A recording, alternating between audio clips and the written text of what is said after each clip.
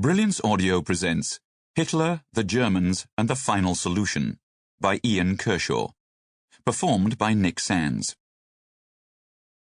The renewed emphasis, already visible in the mid-1980s, on the intertwined fates of the Soviet Union and Germany, especially in the Stalin and Hitler eras, has become greatly intensified in the wake of the upheavals in Eastern Europe. The sharpened focus on the atrocities of Stalinism has prompted attempts to relativize Nazi barbarism, seen as wicked, but on the whole less wicked than that of Stalinism, and by implication of communism in general. The brutal Stalinist modernizing experiment is used to remove any normative links with humanizing, civilizing, emancipatory, or democratizing development from modernization concepts, and thereby to claim that Hitler's regime too was, and intentionally so, a modernizing dictatorship. Implicit in all this is a reversion, despite the many refinements and criticisms of the concept since the 1960s, to essentially traditional views on totalitarianism, and to views of Stalin and Hitler as totalitarian dictators. There can be no principled objection to comparing the forms of dictatorship in Germany under Hitler and in the Soviet Union under Stalin, and, however unedifying the subject matter, the nature and extent of their inhumanity. The totalitarianism concept allows comparative analysis of a number of techniques and instruments of domination, and this too must be seen as legitimate in itself.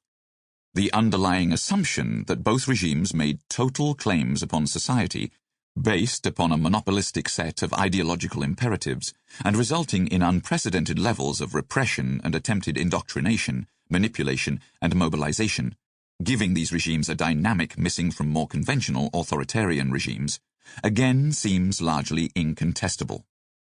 But the fundamental problem with the term totalitarianism, leaving aside its non-scholarly usage, is that it is a descriptive concept, not a theory, and has little or no explanatory power.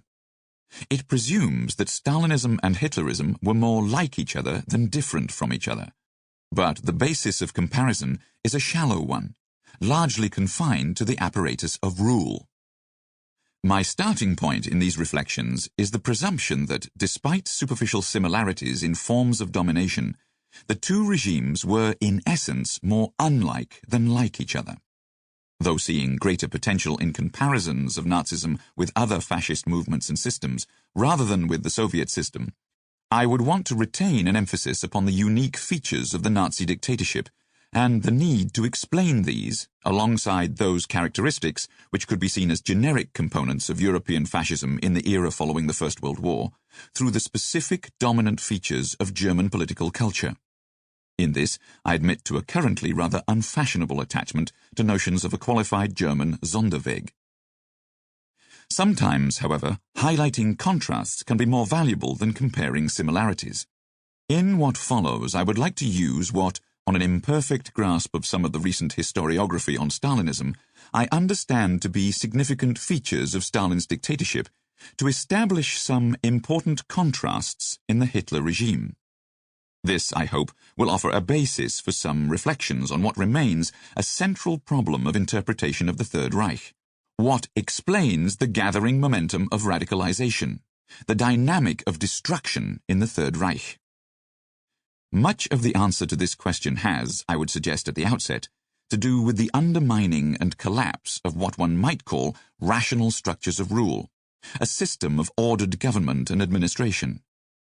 But what caused the collapse, and, not least, what was Hitler's own role in the process? These questions lie at the center of my inquiry.